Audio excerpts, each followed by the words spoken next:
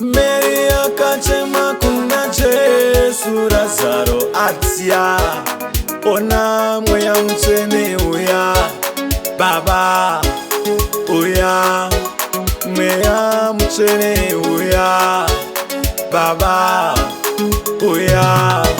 Msaidie Baba, muri yangu, msaidie Baba, Baba, Baba, msaidie Baba, nyika yangu, mwari wege, oh, mwari wege, oh, ndamekwiza indorema, mwari wangu ndibate iroko,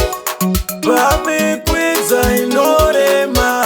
mwari wangu famba inenyo, oh, Baba, oh, mwari wangu, oh, Baba,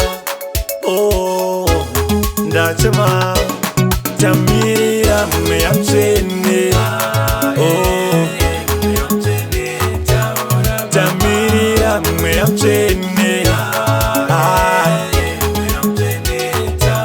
tagarira mweya mtsene, oh, parafa mweya mtsene, oh.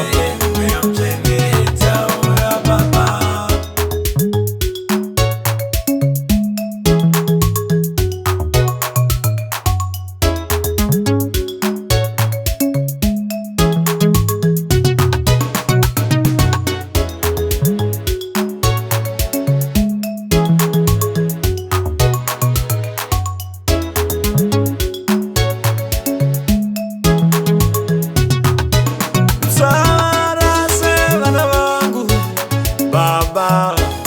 mwari wangu, msaidie